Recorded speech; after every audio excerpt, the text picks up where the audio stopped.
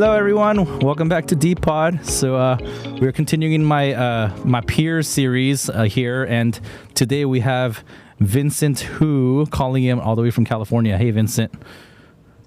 Hello, DP. Nice. It's good. Hi, everyone. It's good to have you. Vincent's actually, I think he's like a faithful listener to D-Pod. So, you know, I think he's very happy. He's smiling really big right now, and he's happy to be on here. Big fan. So yeah, Vincent's, you know, one of my friends from college, and then we shared a unique experience in that we did grad school together too. So we did a master's in industrial engineering at the same time. So maybe we could just start by sharing some memories that we have from those days. Yeah. A lot of my memories from grad school is just getting a ride from you every day. I remember because I didn't have a car and you had a car, and so you, me, and David Jun, like we would commute to Berkeley together because he was working in the lab there, right? And then a lot of late nights, obviously, because we were both like GSIs, and which is graduate student instructors, while doing ministry while like being in school. I remember we stayed back from ministry outings sometimes and had to do homework together. That was sad. Yeah, it was pretty clutch because if I had to do that by myself, I think I would feel miserable and I probably wouldn't have gotten much studying done. But having you around to commiserate together and study together, that made it just a lot better. Yeah, so basically I forced you to study with me. That's what it comes down to. Yeah. I think I needed that accountability. Nice.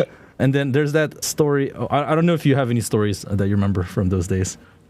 One thing that comes to mind, I think, just kind of being kept accountable for studying. I actually had really bad study habits. I didn't really notice about myself because during high school, you have homework every day, the same class every day. So, you know, just daily you have that practice. And then over time, I felt like, I do pretty well. But when I came to college, when you don't have the same class every day and homework is kind of up to you for some of these classes, so I don't actually do them as well. And so I remember in maybe I forgot if it's sophomore or junior year when we're studying for some midterms together. I was kind of my usual self where I'm like trying to have fun. I don't know, like watch some YouTube video and just like joke around. And then you suddenly turn to me with this stern look and say, "I'm serious. You need to study." And then I was like, what the? Like, DP's so serious. And then, but at the time I was like, deep down, I guess I knew that, I should study. And so I just kind of stopped fooling around and I, started studying. And then I think ever since then, I think we pretty much study for almost every midterm finals together. So, and my GPA consequently went up a lot. So that was very helpful. Nice. Well, I actually don't remember that, but I can totally imagine myself doing that, though. I mean, I probably still do that, like in my ministry now. So, I wouldn't doubt it. Yeah, for sure. It's just built into who I am. I have this very clear memory of Vincent. Actually, when we graduated from grad school, you signed up to go to Cambodia. And I was sort of on the fence. I was like, I wasn't going to go. I didn't sign up. And then I remember like a spot opened up or someone dropped out. So then a spot opened up. And so then you were like telling me about it and like, hey, like you should go. And I was like, and I think I was worried about finances then, because like it was like, right. My financial aid was kind of running out. And then, we were going to start work for a couple months. So then I remember bringing that up and you said something like, when did like money ever prevent us from like serving God or something? And I was like, oh my gosh. I felt so like pierced by that. I don't even know if you like remember that, but that was I don't actually. I totally don't. I don't think that's very characteristic. No, it wasn't. That's what was so shocking.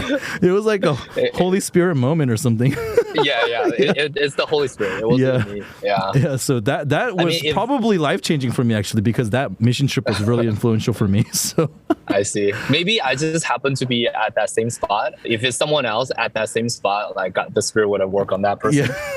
So the Spirit gave you words to speak. So. If I were really like mature and spiritual like that, I think I would have offered to pay for your trip and then say, hey, when will we let finance stop, from like stepping out and Oh, saying, dang, here, yeah. I'll pay for you. Let's go. Oh, that would have been like super. Yeah, that would have been super poem. What we call poem, like very like memorable. Yeah, Yeah. that's funny. So why don't we just maybe just tell us a little bit just about yourself for listeners, like, where you're living now. Tell us about your family, and then like what ministry you're serving in and where you work. Sure. So I'm part of our Berkeley church here in Alameda, California at the headquarters. So I recently got married in actually January this year. It was a very joyous occasion. Very joyous occasion. Not just because of the wedding, but also got to see all of you guys flying in from all over the place. I remember Suzanne was commenting how this was a church-wide event. I know. Should have put it on the church-wide calendar. I know. Or something. So many people were awaiting your wedding, dude. Yeah. So definitely very thankful, just kind of seeing God's faithfulness over the years. And I mean, again, not just in the marriage, but also just in the peer relationships and all the relationships of the mentors and all of that. So I'm currently serviving in Kaleo. It's a group to reach out to coworkers, young working professionals in the Bay Area. And actually, before I got married, I was serving at our San Jose church plant for a year and a half. And while I was there, I had the privilege to start some kind of a ad hoc life group with a lot of postgrads who used to check out our church, but they moved to the Silicon Valley area for work. But they are very open. They wanted to continue to check out and seek God and learn more. And so a lot of these people are not Christian, right? They're actually all of them were not Christian, but ever since then, 2 of them have made decisions to become Christian. And so I was really thankful for that experience. It's just that privilege that I get to have. So now I'm here doing Kaleo and trying to reach out to different, people in similar situation, but also brand new people who, maybe have some experience in church growing up, but they for some reason left, and then now they have a second chance to check out church again. And then what are you doing for a living right now? Like, where are you working? Yeah, so I'm currently working at LinkedIn as a data scientist. Nice. And I work in the trust org. And so the trust org is basically the org that deals anything, everything, anti-abuse, scam, and fraud on LinkedIn. So yeah, we'll talk about Kaleo later, and we'll definitely talk about what it's like to work in Silicon Valley, because you've pretty much been there all your whole career. But before we get there, we have to talk about something really important, which is your superpower, your ability to order for large groups at Chinese restaurants. Before I ask you questions about that, I have this memory of you. I don't know if you remember this either, but this is in grad school. We were on our way to our church building in Alameda for some event. And I think we left from Berkeley. We had like 45 minutes or something, and it's like or like an hour maybe, but it's like a 40-minute drive. So then, we didn't have much time. But then we're like, oh, okay, like let's just get fast food. But you were like, hey, let's go eat at the Ark, like this Chinese restaurant. And the Ark is not super fast, like, because they make like hand-pulled noodles and like, I'm like, there's no way. Like, come on, Vincent, there's no way we're going to be able to make it in time. But then you were like, oh, no, it's okay. Like, don't worry about it. And then you, like, as we were driving, you, like, called them. And you said something in Chinese that obviously I don't understand. And then when we got there, they had, like, a table laid out with food for us already. And then we ate. Like, we just ate in, like, 10 minutes and then, like, paid and then left. Do you remember that? No. Yeah. So anyways, I was, from then on, I was very impressed by your ability to handle Chinese restaurants. I mean, obviously you're Chinese, but I've never seen any other Chinese person do that. What's your secret? Well, I guess secret is, first of all, you gotta be a Chinese person. I guess you don't have to be a Chinese person, but you need to speak Chinese, and you need to, I guess, just maybe communicate in a way that is polite but assertive, so that these restaurant owners, they will feel bad declining your request, but because you're so nice, and so they feel bad turning you down, and so they kind of have to do kind of what you ask them to do.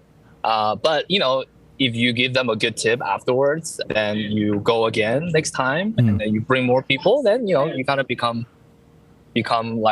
like a very welcoming customer for That's them. funny. Yeah. That's crazy. So I have here in Yeah. my notes that Vincent's special at Sichuan style. Can you tell us about that? What is that?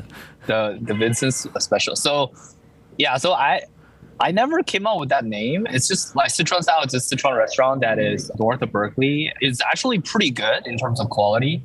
I'll definitely say like top tier Sichuan style restaurant in the Dang. Bay Area.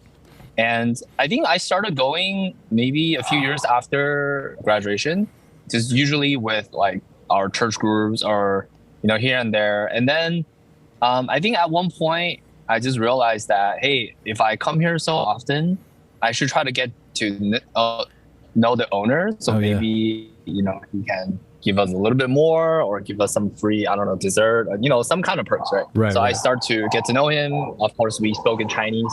And then over time, as we go there more, like the set of dishes becomes more and more refined to the point where like he kind of just knew what I would order for what kind of size and what type of crowd. And also part of it is a lot of my friends would ask me to order for them before they went, even though I'm not going. And so I'll call them ahead of time and tell them, hey, I have a friend coming, party of 10. Let's order this. And then sometimes we will discuss what would be good for these type of crowd. And he will recommend, I will say yes, no, go back and forth. And eventually we kind of settle on these like set of dishes. So I guess I would say we kind of came up with that together. Yeah, that's So that's interesting. why he's able to kind of just translate, oh, okay, it's Vincent's group. So they probably want this. So what is like, so what would be like the best order you've ever done? And then what's like the biggest fail that you've ever had? Okay, the best order. Okay, so it's hard to measure because, it's like I mentioned earlier, the set of dishes are already pretty defined. Mm-hmm. So it's not like I guess the way I judge will be from the reaction. Mm. And so far the best reaction I've gotten regarding the dishes I ordered for was the rehearsal dinner before Tim and Lydia's wedding. Tim Choi, our peer in really? Brook, or Queens now, yeah. And so Tim just asked me, hey, can you order for us? Like, they like everything, but also kind of order slightly like fancier because there's like families, like, Right. like Tim's family and whatnot. So I did the same thing. I called, discussed with the person, and then came up with a menu. And then Tim came up to me after and said, dude, they love that meal. They absolutely love that meal. They still talk about this meal years later. Like, That's great. something like that, yeah. Wow. Yeah, so I would say that's probably maybe the best. The worst, this I still remember. That was one of my greatest fails in my career of ordering Chinese food for a large crowd. I remember it was a team joy day. So when I was doing freshman ministry in 2018 with Pastor Daniel and Sarah, and then we wanted to have a team joy day to go to Santa Cruz, and then Pastor Daniel and Sarah say, hey, Vincent, can you find a Chinese restaurant for us in Mountain View on the way back? And I was like, oh yeah, sure, Mountain View. There must be plenty of options. So I looked into it. I found these, again, Sichuan restaurant. And then I, again, did the same thing, called the owner and tried to come up with the menu. And then I think we have like 50 plus people. But the food was really, really mediocre. Like the food that the person recommended was just, I remember it was just bad. They didn't look good. They didn't taste that great. They were really slow. Service was really bad. And so, but it was also really pricey. It was about like 1.5 times like Sichuan style or something. Oh, so wow. Yeah. I remember feeling, man, that's so bad. Like that's because, I can tell some people are not really enjoying it. Yeah. Some people yeah. are waiting for a long time for like this one thing they wanted to add, which I guess like a tangent here is if you order for a group and then you see someone asking to add a dish, to me, that's like a fail because whatever you ordered didn't quite satisfy them. Yeah. And they wanted something else. Right. Yeah. So like, I think people were trying to do that. And on top of that, it was really expensive. So yeah, that was a fail. I know. It's hard when you're like in charge, you're in charge of that, and then you see people not enjoying themselves, then you feel personally responsible for that. So yeah. I'm sure people didn't. That was People who were listening to this episode didn't think we'd be talking about Chinese food for so long. So to make their time worth it, now you have to tell us a lesson. What's like a life lesson or ministry lesson that you can learn from your years of ordering Chinese food? Yeah, I think a lesson here is you just do what you can to love and encourage those around you, and then whatever skills you're gonna end up getting will come as a result. Because I never set out to be like, oh, I'm gonna be this great, like this go-to guy to order Chinese at food. Sichuan Chinese restaurants for large groups. I mean, that wasn't like a goal I set out, or identity I wanted to claim. It's just because I did it a couple times, and maybe there's a cultural association. I'm like a foodie too, so I have some understanding that's I think a little better than the average person at our church. And then I was given the opportunity, and then you just did it, and then you try to refine it, you try to improve it with the goal of really kind of giving people a good time. And then over time, you kind of, like just solidify some skill set. And I guess in this case, it's very specific, but it's something that, it's as trivial as it sounds. I'm proud to talk about because it brings people joy. Yeah. Bring people together. Oh man, it brings a lot of joy, dude. Yeah. Dude, I just need to tell you, I had a really good time at your wedding banquet. The Chinese food there was also great.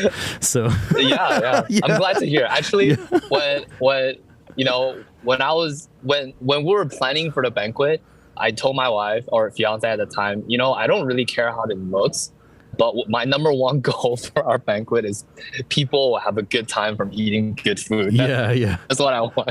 That's great. And I think there's that certain sort of other-centeredness that you need to have, when you're ordering for that many people. So yeah, appreciate that. Yeah. So maybe we can kind of talk a little bit about, so everyone who I have on, we talk about their faith journey a little bit. So can you maybe talk a little bit about like, what was your spiritual background coming into college, and how did you get introduced to our church when you came into college? Sure. Yeah. So I grew up in China, and then I moved to Singapore when I was 9, lived there for 6 years before I moved to LA for high school. Until then, I have no church experience or any kind of exposure. In fact, my biggest church exposure was I will always jump over a fence into a church basketball court to play basketball there. I was so lazy that I wouldn't even want to walk an extra block to walk in through the front door. I would just kind of climb through their fence. And then after I'm done, I'll climb the fence to get out again. So that was my greatest association with church until high school. And then, in high school, I was in LA, and then I was kind of introduced by a family friend to start attending a church, just because the family friend told my parents that in America, high school is a very tumultuous and dangerous time. If your kid doesn't go to church, he might get pulled into gangs and like violence and all these scary stuff. So my parents got really scared. Like, okay, you're going to church. And so that's how I started going to church. And then eventually I started to just know the people there. We became good friends. But I really had no understanding of what Christianity really is. There's no sense of like personal relationship with God. To me, it was just, oh, these people are nice, and we generally try to be nice to each other. And this is my social group. And that was good enough for me. I didn't really care whether this whole thing is true or not. But what it did for me was I really wanted to look for a church coming to college, because I wanted to replicate that experience. Just having a group of friends to hang out with, and don't do anything too crazy. Yeah. And then so when I came to Cal, I remember that first night, what I really wanted to do immediately after I dropped off all my stuff is to check out the basketball court. I'm really into basketball. I love to play. So I wanted to go out there and kind of test it out, to see where I rank among, like people there. And then it was that night I ran into a lot of our church staff and some other seniors, and we played, we had a good time. And I distinctively remember that they were actually really good, but they're not cocky. In high school, when you play, if you're good, you don't really talk to the people, the team you just beat. Like they should come to you, if anything. So I remember that was very different. And I remember Joe, who had an iPhone at the time because he worked at Apple. So, oh wow, that's really cool. And then he asked for my number, and I was like kind of flattered. So, oh wow, he's asking for my number. Okay, sure. And then he like even took a picture of me for like profile photo, because at the time smartphone wasn't too like prominent yet, right? And then saving a profile picture for someone is even less common of a thing. So I remember that was kind of a very new special experience. All that is to say, it left a good impression on me. And so later on, I was invited to check out more events along with my high school friend. And so I went, and then, after a while, I just decided to stick around. Because one main reason was because at the time I was a self-professing Christian, but I saw that, the way these staff, they're living their lives, this is very different and very joyful. And I just knew that if I wanted to take my faith seriously, I need to learn from them.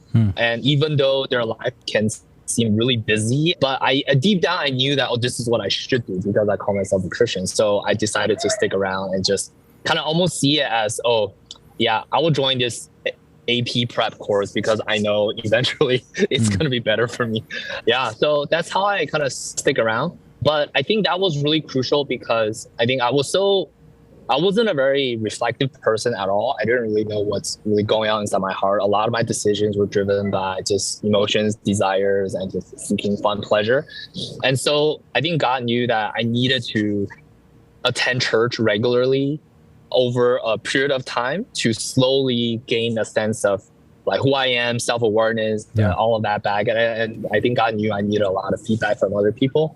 So it wasn't until junior year when some different things happened that really I was cornered into a place where I had to struggle between giving Jesus lordship over my life versus kind of just doing what I want to do. Yeah. And I think that's the crux of kind of my salvation testimony, actually. But a long story short, I had a very vivid and emotionally clear encounter with the Word of God, where I was pierced to the heart, and I was actually a little scared because I felt like God's really trying to warn me, to not be wise in my own eye and to trust in Him. But right after that encounter with the Word of God, it was at a prayer meeting. I also had another encounter of the opposite emotional dynamic where it's Matthew 11, right? Jesus really calling me to go to Him with my burdens. And the reason why I feel so heavy burden laden is because I wanted many things for myself. And so I kind of cornered myself into this place in life where I just didn't quite know what to do. And so with those two kind of a 1-2 punch, that's when I finally surrender and give lordship of my life over to Jesus. And then after that, it's just a lot of, I think, sanctification, like a continual restoration of my self-awareness, knowing what's really going on inside, a lot of character issues. And a lot of that worked out. God had to work out through ministry and living with people and different ups and downs, just, senior all the way till now. Yeah. Yeah. Just that whole process of sanctification. So could you tell us maybe as you think about that decision that you made junior year of college and to the rest of college, right? What was like a spiritual high point and then a spiritual low point? Like just as you think about, because, we all, after we make that decision to follow Jesus, there's times where, man, Jesus takes us to the top of the mountain and it's really special. And then there's the times where we're just dragging our feet and it's really hard. Right. But there's things to learn from both. So I don't know if something comes to mind for you. Oh, yeah, certainly. So I think in terms of spiritual high, that came around senior year. I think that's when we all moved into Dana House. Yeah. I was kind of at this place where, hey, I want to serve Jesus. I kind of surrender and look, this is what my life is going to be about. And I remember, started to do some outreach to the freshman class that year, which I think that's the class of 2014, right? 14, yeah. And then I think school was getting harder because senior year, I remember we had the capstone project and all of that. But somehow my main memory from that period of time, especially that first semester senior year, was a lot of joy. It was joyful coming home to Dana House. It was joyful hanging out with peers. It was exciting reaching out to freshmen and try to do DT with some of them. It was exciting doing course one-on-one with 2 freshmen at the time, and it was, and then I was also in 3 IMs, and that was also really fun. And then I don't know why, I don't know how, but I had my best grades that semester. I had all A's except 1 A-. I was like, man, wow, being a Christian is awesome. Being Christian is awesome, dude. At the time, I thought, oh man, this is so awesome. But so funny. And the highlight came at the end of that first semester when I went to Taiwan for a mission trip.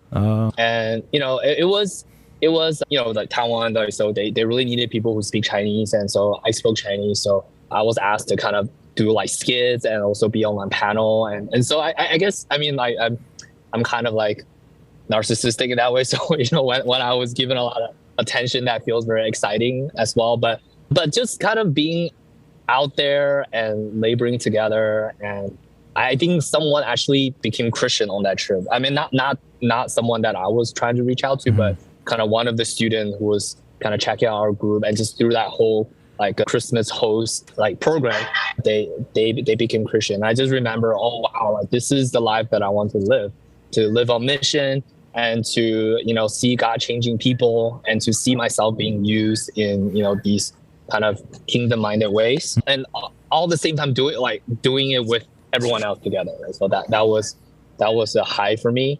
I think for a spiritual low. Okay, I think that another train is coming. So okay, we can pause. All right, it seems like the train's gone. While we were waiting for the train, I was just showing Vincent this picture that Brandon Chen from Chicago sent me today, which has Will and Alex from Chicago, but also has Vincent in it from that Taiwan mission trip. So maybe I'll put this in the show notes. But anyways, you were about to talk about the low point after college, maybe? Yeah. So the low point came, I think it was, I'll say, a year and a half after we graduated. So around like winter time 2012. This is after we graduated from undergrad. So, or like 6 months after we graduated from grad school.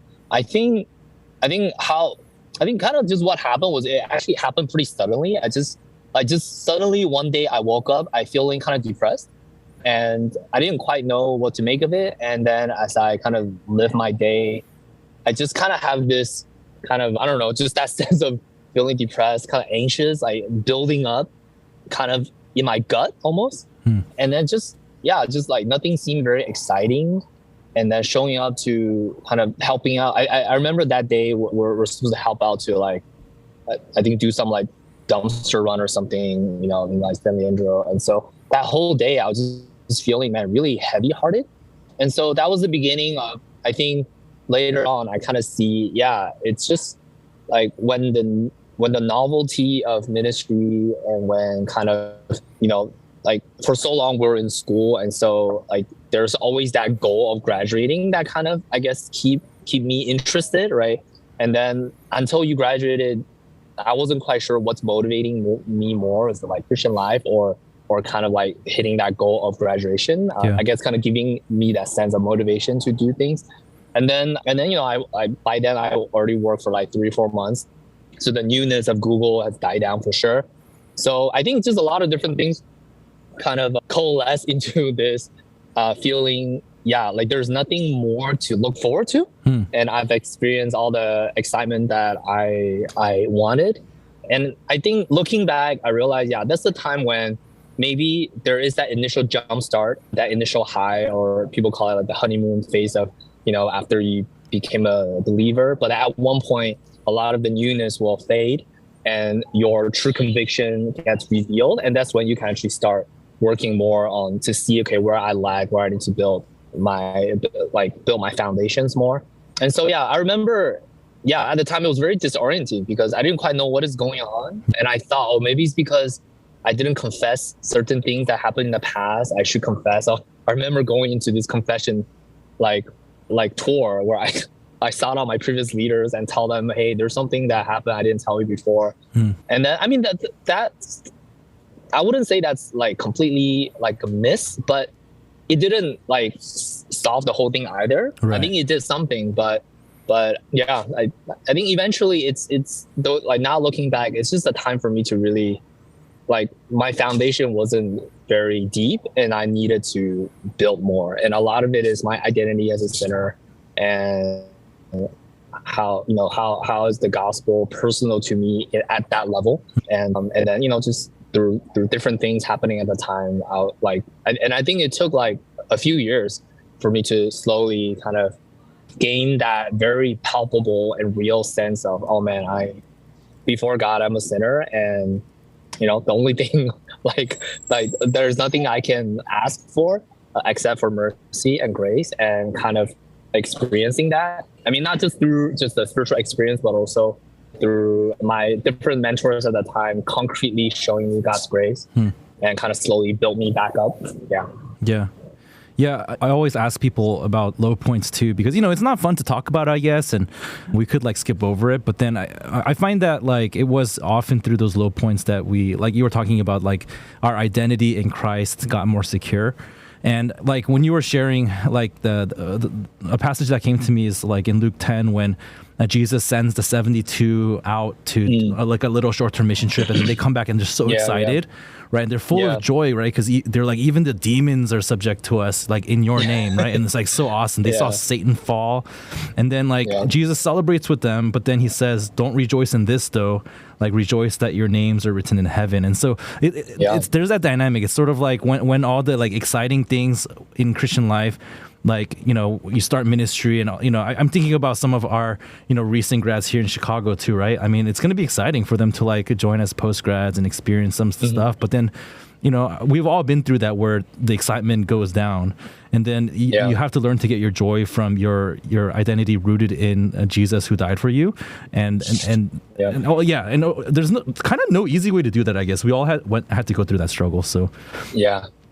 Sooner or later, I think, if you're serious about it, you have to go through it. You have to go through it. Yeah. And it's not always like, it looks different for every person, which is why I ask about it. So, yeah.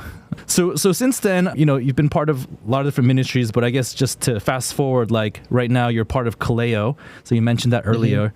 So can you talk a little bit about so what does Kaleo mean? So that's obviously a Greek word. And then what is like the mission, or what's different about Kaleo ministry compared to our other ministries?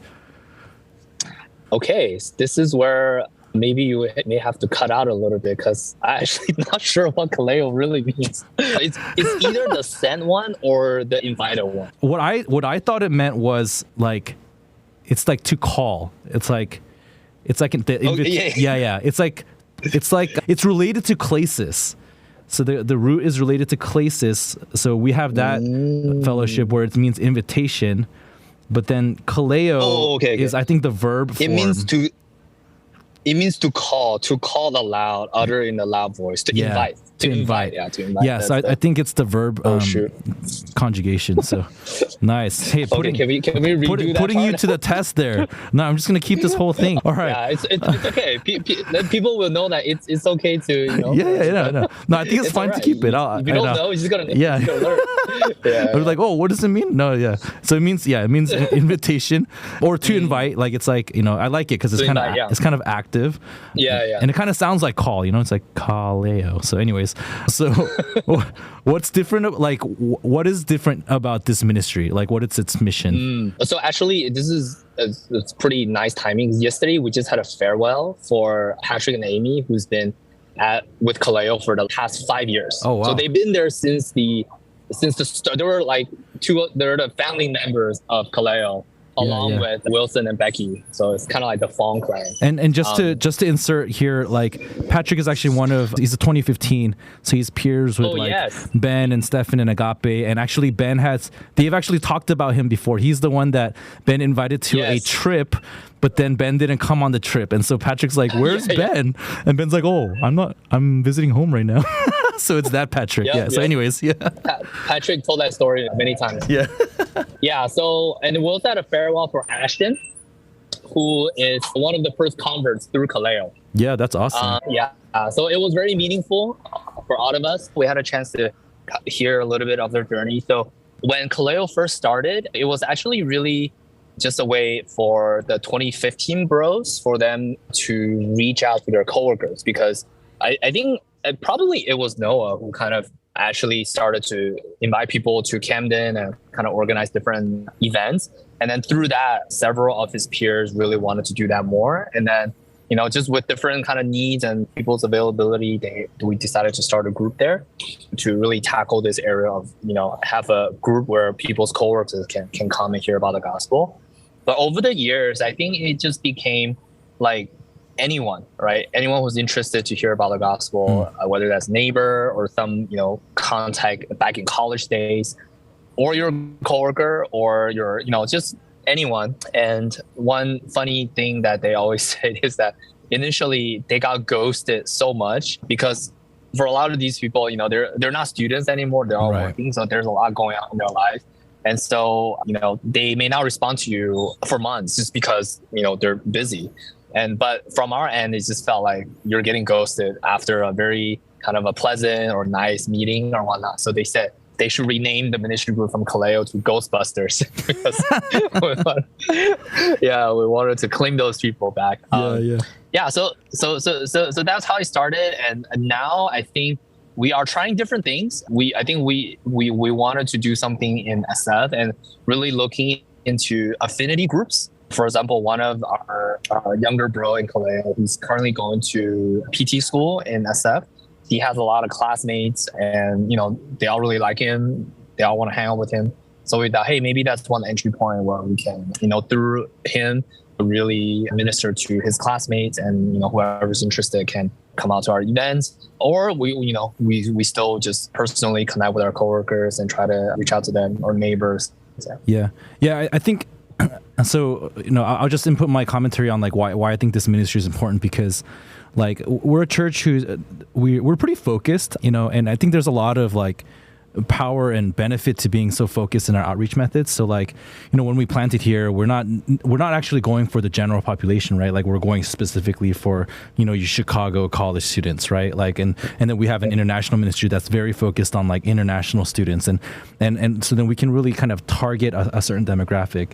But then the downside to that has been, it's been hard, or we haven't had a space where we can invite people like coworkers or neighbors and things like that. And so I'm really thankful that like Kaleo ministry, in a larger church like Berkeley, there's like a subset of people who are focusing on developing pathways for people to be able to not only hear the gospel, but actually become members of our church through that pathway. And so it's really encouraging to see, guys like Ashton who, came in through not our college ministry, but through Kaleo, and then actually became members and are kind of thriving, contributing members of our church now. And actually, one surprising thing about that I personally experienced having done Kaleo ministry, actually my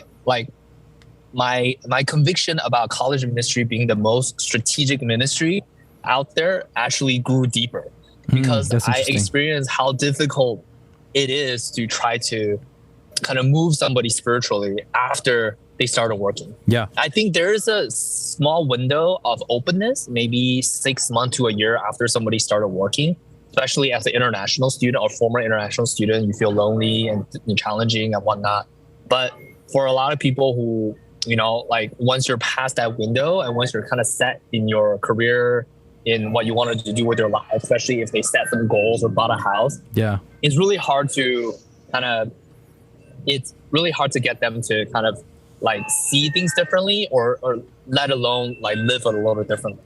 And so to me, it just kind of reinforced the conviction that, oh man, college is the best time and we need to go, right? Whether you're in Joyland, we all need to minister to college students.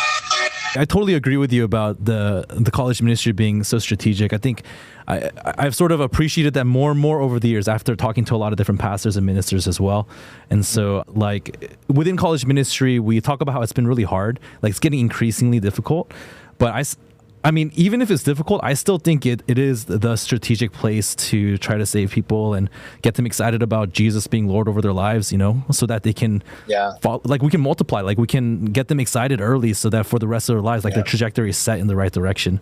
And when you were sharing, like, I was thinking about like the parable of the wedding banquet where God's trying to like invite these people, but then, they bought an ox or they got married. And so then like they can't come to the party, right? So it's sort of like that. Like, and I mean, I think you must feel that a lot more than I do. So, because, for a college student, it's all theoretical. Like, I want a house in the future or something, but they don't have it yet. So, it's kind of interesting. So, okay, I'm just going to shift to our last topic here.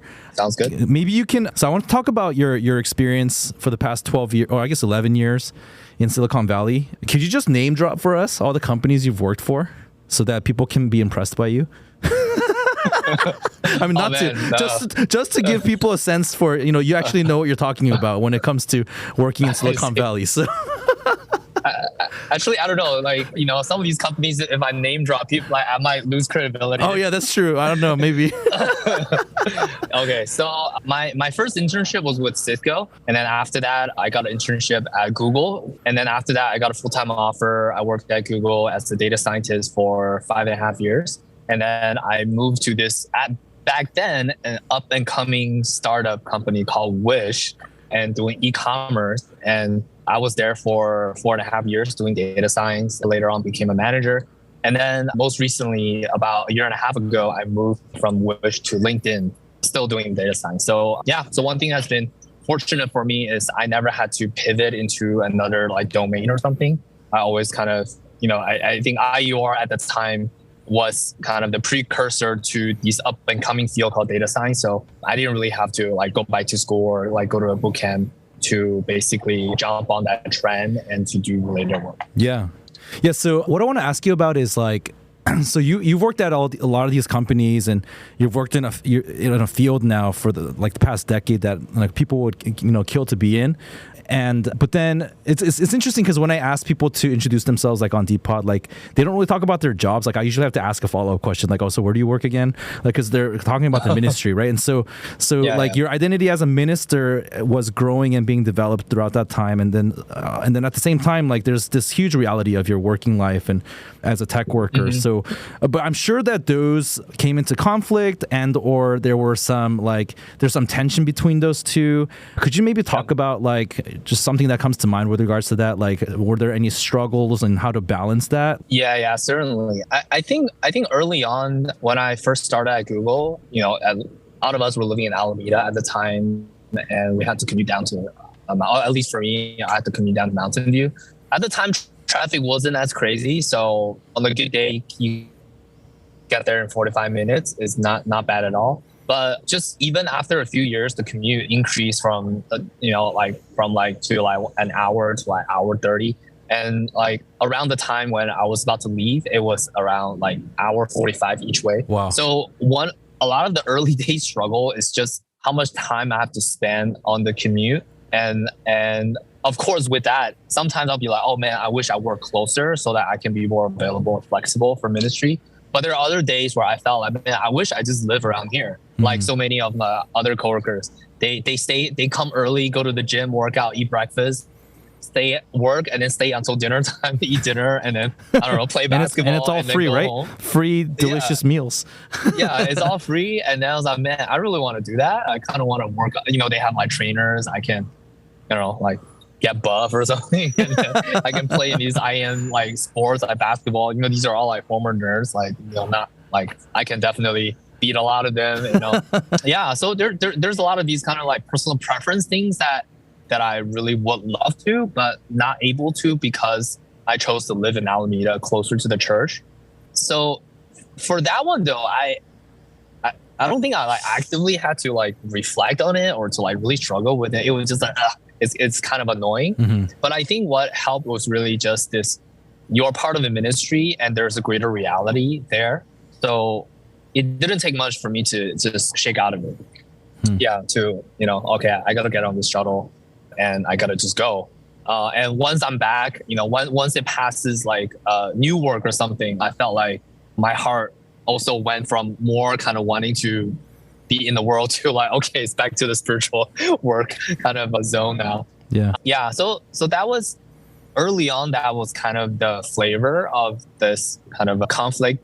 But later on, just a more serious one I remember was when I was at Wish, and at the time I kind of sort of in a way downgraded the company, but for a bigger role where I can experience just more aspects of the business and just gain more experience that way.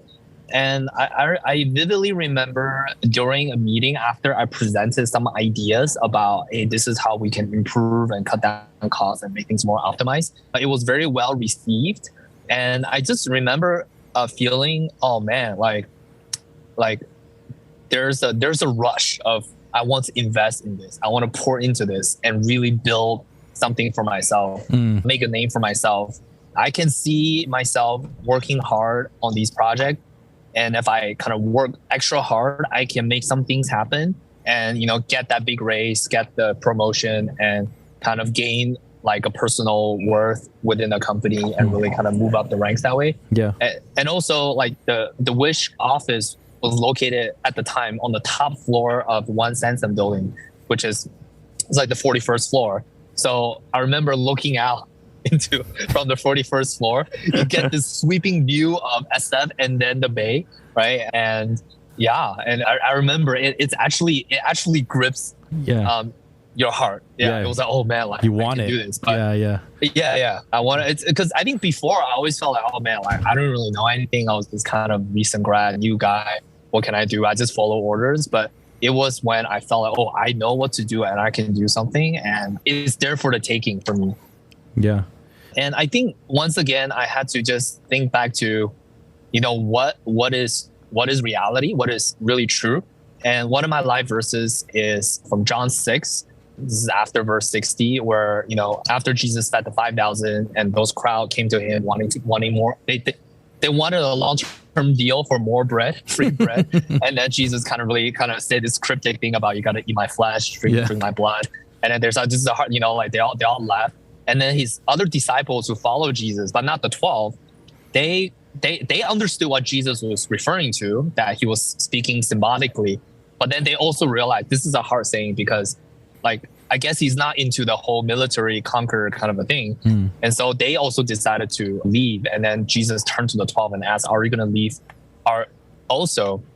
And then Peter's response was, to whom shall we go? You have the words of eternal life, and we have come to know that you're the Holy One of God. And that's something I had to come back to and just realize, like, to whom shall I go? I mean, I can go to these career companies and maybe I think that's where life is. Maybe I'll experience some sort of life through the accomplishments, but then that's not eternal life. And that's very temporary, and that will eventually all burn. And at the end of the day, it's really Jesus and salvation, because the impact there is eternal and therefore it's just by default greater than anything else in this world. But it wasn't like, oh, like my heart was completely flipped. It was enough for me to not kind of dwell on the tempting thoughts of trying to make a name for myself.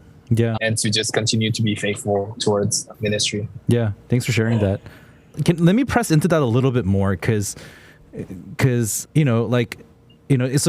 interviewed Dan Kinder right before this episode, and we talked about how it's really important to be like a good worker at work, and how that's a matter of integrity and things like that. So there's that aspect to work, but like kind of what you're describing, like why were you concerned about that, like from a spiritual perspective? Because on the one hand, I could see myself painting that as like, well, I mean, like I should just do a good job at work, right? But I think maybe what was happening in your heart was beyond just doing a good job at work, right? And so could you maybe try to, I don't know, like describe that a little bit more? Like why was that troubling to you and something you had to think about?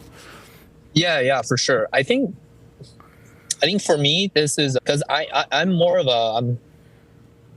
I'm a huge like like I'm very like feeling oriented. Like in the Myers-Briggs. So to me, like a feeler. Yeah. Yep, exactly. And so knowing myself, I know that if my heart is moved, then that is actually a very like the magnitude is actually pretty up there. Because for me, it's not frequent that my heart moved. I mean, it doesn't stop me from moving towards what I should do, but in order for my heart to move, that it actually takes quite a lot. And I know that if I kind of follow its course, it's going to be hard for me to rein myself back with just intellectual agreement or understanding. So for me, at that moment, I noticed that my heart was kind of tugged. It was moved. And so I know that, okay, if I continue to pursue this, I'm not quite sure if I'm able to, like, it's just, I don't want to test it, Like, it's not guaranteed that for sure I'll fall for the world, but it's a I guess it's a guardrail for myself that I rather not cross. Yeah. And I know that and at that point, it's not so much of a matter of doing a good job. Like I think I can do a good job without getting my heart so like tugged. Yeah. And so, so if it means that I have to not perform as exceedingly well as I can in order to keep my heart at a level where, hey, this like just calm down, this is just like a job, right? To kind of keep at like a level headed, that's something that I was willing to do. Yeah. So man, so it reminded me actually of a similar decision that I made when I was at Salesforce. I remember this other team within Salesforce contacted me, and like we had like a little lunch meeting, and they were trying to recruit me to their team. And I remember, is that the guy who led the capacity planning? Yeah, I think so. They do like the server resource. Yeah, I think so. Okay. Yeah. Yes, I remember, and I remember I had a similar experience with my heart. Like I sensed my heart really wanting it, like because what it would have meant for me is that my salary would have gone up a lot, because this is a much more prestigious team than where I was working at the time within Salesforce. So. And I remember being disturbed by it. Again, not because it's like evil to take this job, but because I knew that career and money, it was and had been and continued to be a struggle for me. And when I sensed my heart getting so like suddenly obsessed with this opportunity, I felt really bothered by it. And I remember we had like a Dana house, like this is the brother's house that we all lived in when I was a postgrad. Like we had like a house dinner or something and some sharing and prayer time where I think I brought it up. It was sort of this was my way to just share and just get it out there, because it was something I had been thinking about, and tell people, hey, I'm not going to go after this because I really was disturbed by like how my heart was moving. So yeah, sometimes you just got to, I guess, make those kinds of decisions to protect your heart. So I appreciate you sharing that. Maybe just like what's one way in which you've seen like ministry and your work overlap? Like, so are there things you learn in ministry that are helpful in work, and then or vice versa, like things that you've developed in work that have helped you in ministry? Yeah, I think it really gone both ways for me. So I actually wasn't a very good worker, just like how I wasn't a very good student. So like early on, I was kind of like I'll just do what I'm told. I don't care what I do, and then I'm gonna use whatever time I have to just do ministry. I don't want to make career idle. Kind of like an overly simplistic way to think about it. Yeah. Exactly, overly simplistic. Yeah. And then that eventually resulted actually in kind of a poor performance. And it was like after a series of like kind of management changes. So I was kind of put into this role that I wasn't a good fit for. I was given a chance by my former boss to follow him to a new team, to Google Cloud, when it was first starting. But I was like, but he told me it's gonna feel like a startup because it's busy. I'm like, no, I don't want to go there. It's gonna be busy. I'd rather stay, do something I don't like, so that I can keep the current kind of way of things. But then I was very bad at it, because that role requires a lot of planning and communication, which I really wasn't good at. And so it kind of lead to some like performance issues.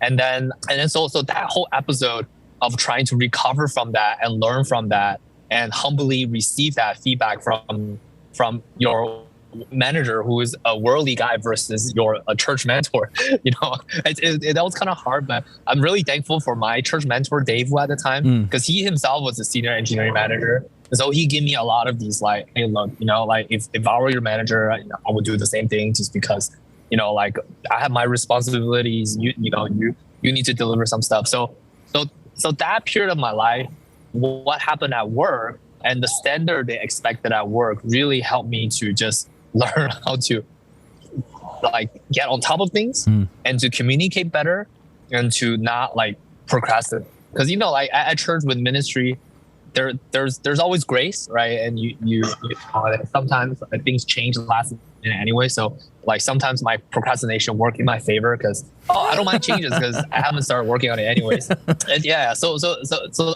early on, it was kind of my work helped me to become a better worker at ministry context as well. But then later on, as I start to kind of take on more responsibilities at ministry, especially like ministering to people, and then like leading some life groups, and also like planning events, and those help me actually to be a lot more organized and to be more like other centered in terms of thinking what people want and kind of like plan things realistically. So later on, as I took on more responsibilities for ministry, learning how to plan events and like lead life groups and mentor to guys.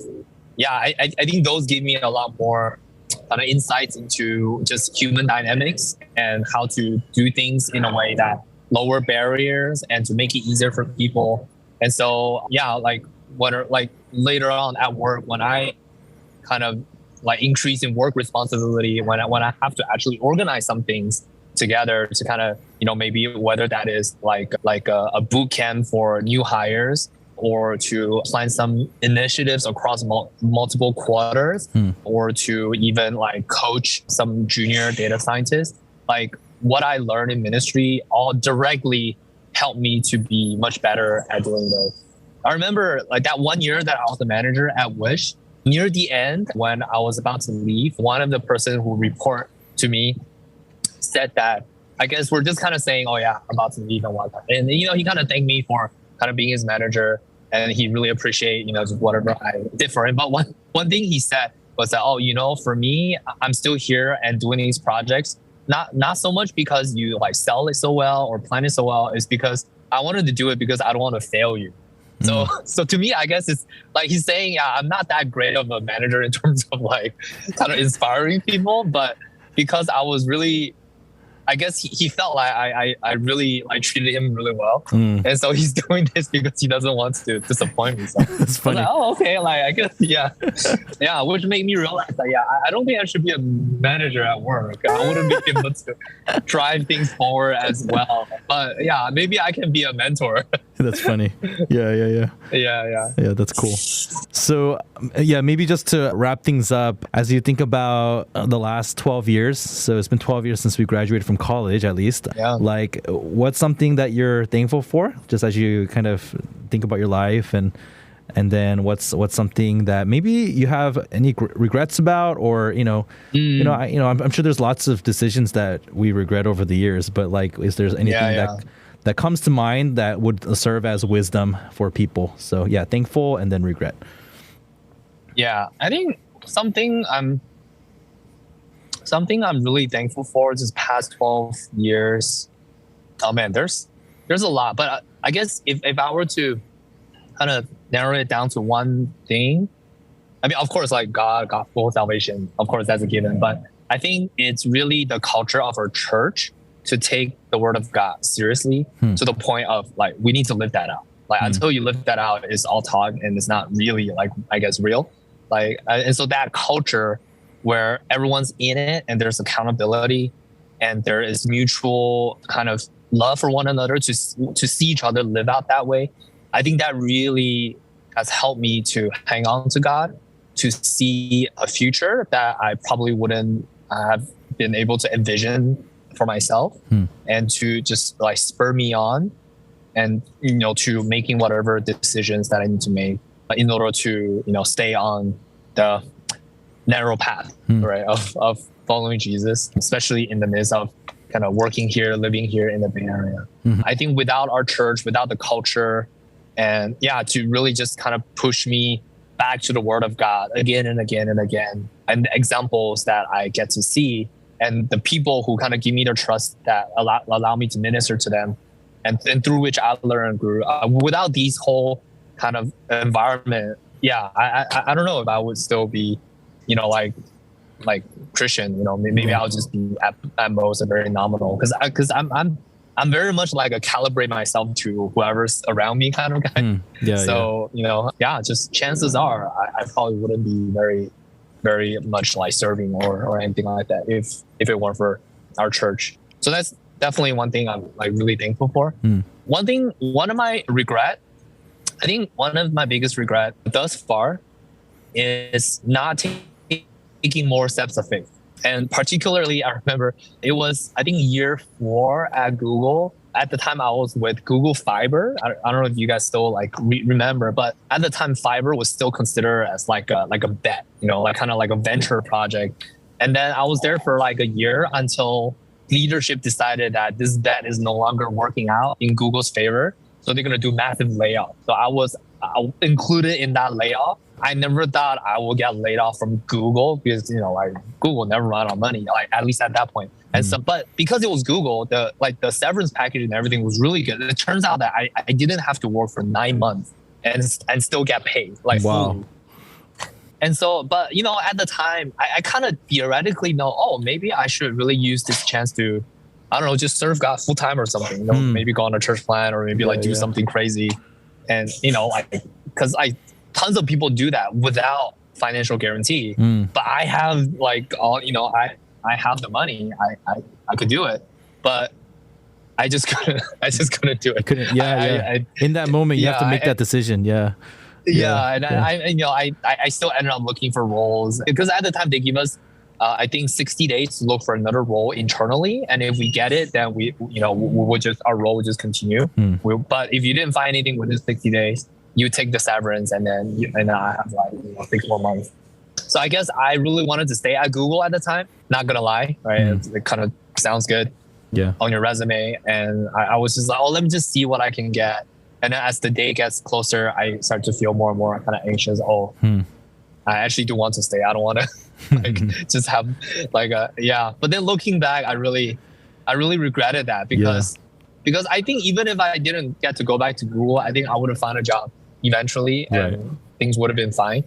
But what I could have gained would be this testimony and also experience of serving God, without having to worry about job. And, maybe God can, get to work on a lot of these other areas in my heart sooner or something. Yeah. So that was one of my regrets, like not taking that step of faith. Yeah. Thanks for sharing that. I mean, I think about like whenever we hear stories we never hear like someone who like did something or took a step of faith for God and then tell a story about how they regretted that. It's usually the other way around, right? So, but hey, in some ways, maybe that's a lesson like learned the hard way in some ways. And like recently, I've been thinking about how like a lot of the people that God uses throughout like the Old Testament, like a lot of times like they don't get used until they're like 60. It's like something. And then I recently learned that Tim Keller didn't start writing books until he was like 59 or something. Like, oh really? Yeah, so then he had like a lifetime of ministry's experience, and then he pumped out all those books in like prolific. In like 13 years or something, and he passed away recently. So that just gave me perspective that even like we're still, as far as I'm concerned, we're still young, like, and we still got like a lot of things that God wants to show us. So it's neat to be able to kind of reflect on our decisions. So last question is this: any word of advice that you have for like undergrads listening to this, the younger GP postgrads who listen to this, what just word of advice would you want to give them? I feel like there's a lot, but I also don't want to come off too simplistic. What would I so I will say, first and foremost, hold on to people. Hold on to especially the people who brought the gospel to you and kind of loved you and kind of brought you, like kind of show you a viable way of living Christian life, right? Like hold on to those people regardless of what you're feeling or experiencing in your life. I think it's because as I think back to my own story, a lot of the ups and downs that I experienced, whether that is temptation at work or kind of character issue or all of that, like I am where I am today because I kind of held on to people and they kind of helped to speak sense, perspective, and peace into me. And so I think I'll say holding on to people is really a big thing, because sometimes, I don't know, depending on what kind of personality you are and what you're going through, you may not want to tell people. You may not want to tell people until like it's last minute, or you may not want to tell people at all, but you're robbing yourself of a lot of blessing and a lot of perspective, a lot of wisdom, if you kind of just try to resolve it on your own or something. Right. Yeah. Thanks for sharing that. That makes a lot of sense. I mean, I think what our world is struggling with right now is a lot of isolation. So it makes sense to like hold on to people, and people help remind you who you are. And in our case, we have to be reminded of the gospel and that we're, precious sons and daughters of God. And often God uses people to bring us back to that. So. Yeah. I mean, when you don't have enough faith on your own, you need to crowdsource that from the community. Yeah. And I think by default, like most of us don't have enough faith on our own. For sure. And we need to, Yeah. Well, thanks, Vincent, for your time. Yeah, thank you. All right, hope you guys enjoyed that second conversation in my peer series. I personally just enjoyed catching up with my friends through these conversations. So it's been nice for me. But if you have any other ideas or feedback about what would help you in these, just let me know. All right, see you next time.